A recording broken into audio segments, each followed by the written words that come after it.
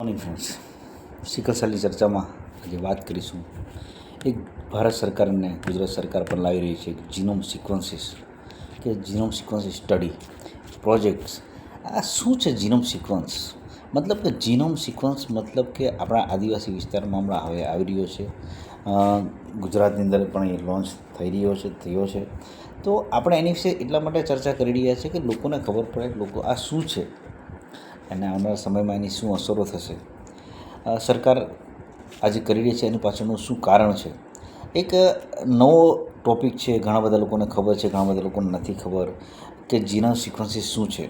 તો પહેલી વાત કે જીનોમ સિક્વન્સ મતલબ કે એક એનાલિસિસ ઓફ ધ ડીએનએનું સ્ટડીની વાત છે. આ ડીએનએ એટલે શું મિત્રો? જે સેલ છે આપણા, એની અંદર જે ન્યુક્લિયસ હોય, ડીએનએ હોય ને, પછી એની અંદર જીન હોય. મતલબ કે આપણું જે શરીર છે તે આ ડીએનએથી બનેલું છે, સેલથી બનેલું છે. એટલે મતલબ કે આ સેલની સ્ટડી, ડીએનએ તમારું પોતાનું જે શરીર છે એની સ્ટડીની વાત છે. સિમ્પલ ભાષામાં વાત કરીએ, એમ તો ઘણી બધી ટેકનોલોજીકલ ને એની બાયોટેકનોલોજીની વાતો કરીશું તો બહુ લાંબુ થશે, પરંતુ તમારી માટે એટલે જાણવા જરૂરી છે કે ભાઈ આ શું છે, આ પ્રોજેક્ટ કેવી રીતે રન કરશે અને આપણને કોઈ બેનિફિટ થશે, શું થશે અને એનેથી આપણે શું કરવા જેવું છે. કે હવે આવનારા સમયની અંદર આ પ્રોજેક્ટ ચાલુ થઈ ગયો છે અને ઘણી બધી જગ્યાએ થશે. ગુજરાતમાં બી સમજ લો કે 14 ડિસ્ટ્રિક્ટમાં એમની જે આદિવાસી વિસ્તારો છે, ટ્રાઇબલ ડિસ્ટ્રિક્ટ છે, ત્યાં જીનોમ પ્રોજેક્ટ ચાલુ થવાનો છે. ઘણા બધા લોકોને કદાચ કંઈ ને કંઈ એની ભાઈ ક્વેશ્ચનો હશે કે ભાઈ આ શું છે, કેમ કરે છે. પરંતુ એક સિમ્પલ વાત છે કે એ આપણી પોતાની જે ડીએનએ છે, ડીએનએ મતલબ કે તમે જે શરીર છે, તમારું માતા અને પિતા દ્વારા તમને જે શરીર મળે છે, તમે એને આખું સ્ટડી કરવાનું. આપણે કાળા થઈશું, લાંબા થઈશું, આપણે કોઈ બીમારી થશે કે નહીં થશે, આપણું સ્ટ્રક્ચર કેવું હશે, એ બધું જ આ ડીએનએ પર નિર્ધારિત છે. એક સાયન્ટિફિક પ્રૂવ છે કે ડીએનએની સ્ટડી મતલબ કે એ ડીએનએથી તમારું શરીર, તમે કોઈ બીમારી તમને આવશે કે નહીં આવશે, તમારું તમે કેવા રહેશો, એ બધું જ તમારા જે મધર ફાધરના ડીએનએ તરફથી તમને જે મળે છે રંગસૂત્રોની અંદર, એને આપણે જીનોમ સ્ટડી, આની આખી સ્ટડી આવશે. એ આવનાર સમયમાં કેવી રીતે એ પ્રોજેક્ટ રન થશે, એનાથી ફાયદા શું થશે, સરકાર એમાં કેવી રીતે આગળ વધી રહેલી છે અને શું કરશે, આપણને શું બેનિફિટ થશે, એ 2 નંબરની વાત છે. પરંતુ એક સ્ટડી હમણાં, જીનોમ સ્ટડી હમણાં ચાલુ થઈ રહી છે. ઘણા બધા લોકોને કદાચ એ ડીએનએ ટેસ્ટિંગ માટે આવશે તમારી પાસે, તો એની વસ્તુથી ગભરાવાની કોઈ જરૂર નથી. પહેલી વાત તો કે આ એવું કોઈ એવું નથી, નાસીભાગ થવાની જરૂર નહીં કે આનાથી કંઈ બીજું થઈ જવાનું છે. હા, એનાથી બેનિફિટ ઘણા બધા છે. એ બેનિફિટ તમને મળશે કે નહીં મળશે, કે આપણને મળશે કે નહીં મળશે, એ 2 નંબરની વાત છે.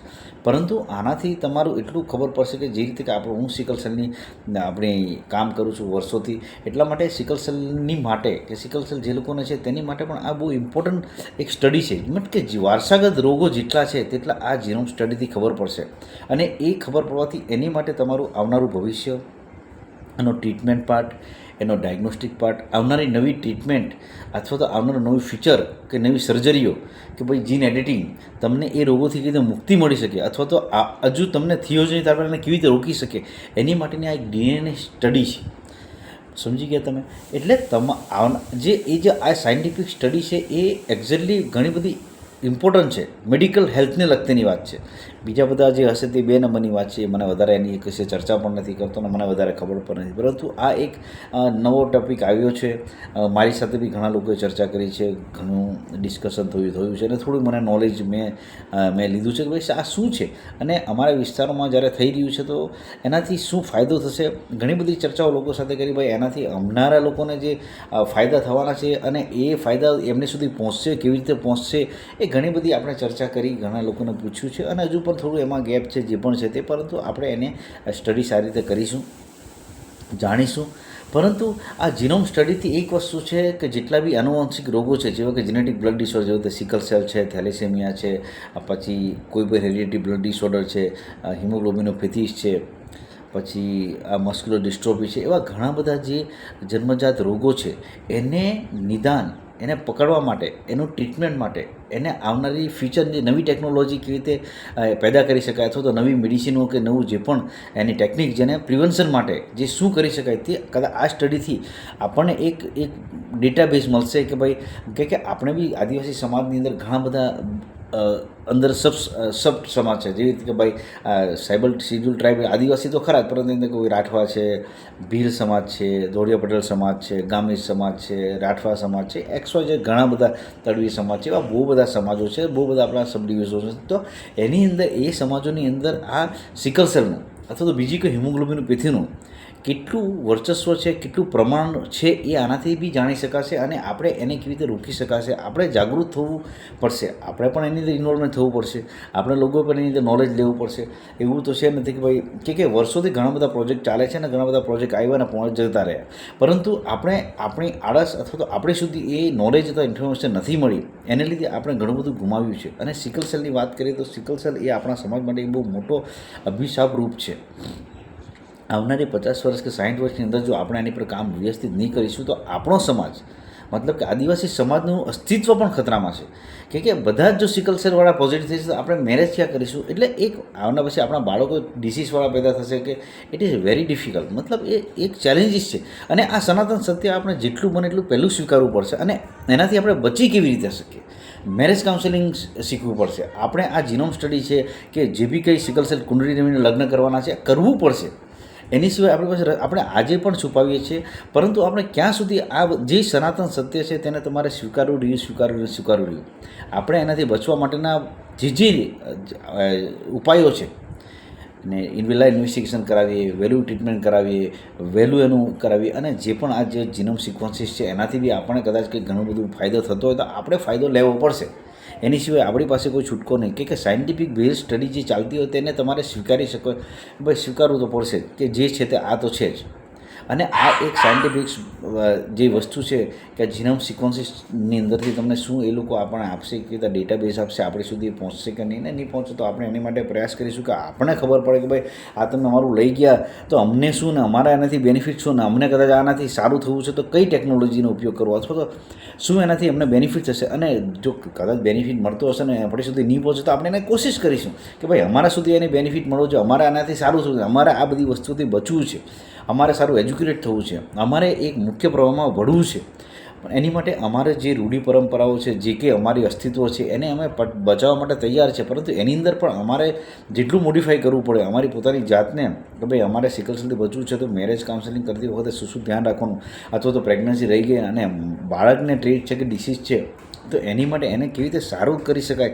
જો એવી કોઈ ટેકનોલોજી કે એવું કોઈ વસ્તુ આવતું હોય તો આપણે એને સ્વીકારવી રહે અને આપણે સ્વીકારીશું તો અને તો જ આનાથી બચી શકીશું.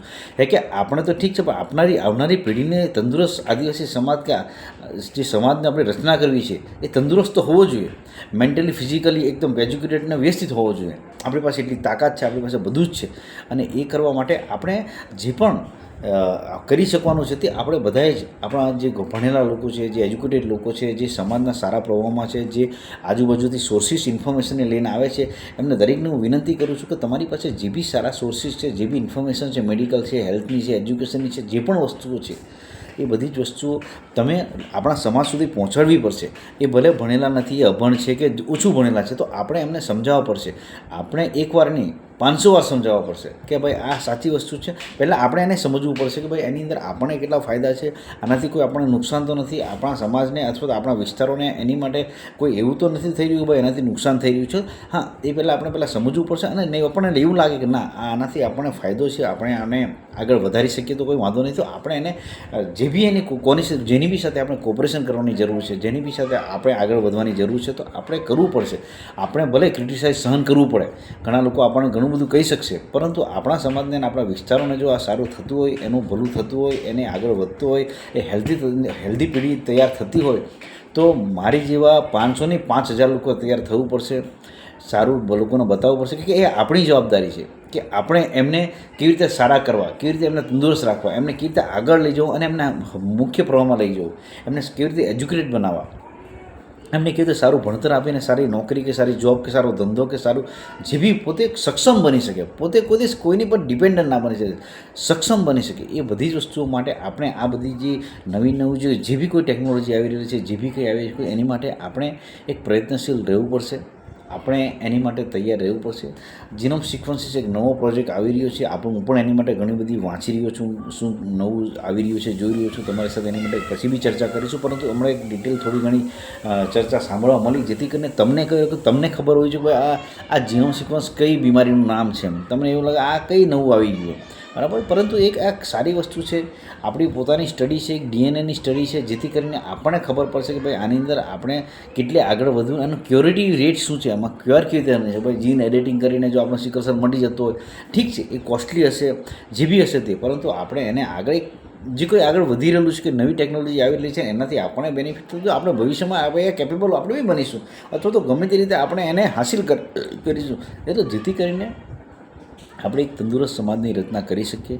અને એની માટે જ આ બધી ચર્ચાઓ આપણે કરી રહ્યા છીએ. આપણે આંખ કાન બધું જ ઉઘાડું રાખીને જાણવાનું છે, જોવાનું છે, આપણી માટે શું વસ્તુ સારી છે એ બધું જ જાણીશું અને આગળ વધીશું. પરંતુ હાલના તબક્કે એક આ નવો પ્રોજેક્ટ છે તમારી સુધી આવશે ત્યારે તમને એવું નહીં લાગવું જોઈએ કે આ એક નવું વસ્તુ શું આવી છે, પણ આ એક છે અને એને આપણે વેલકમ કરીએ છીએ. પછી આગળની વાત જોઈએ કે શું થશે અને કેવી રીતે આપણે એને બેનિફિટ આપણે એને લઈ શકીશું. આભાર.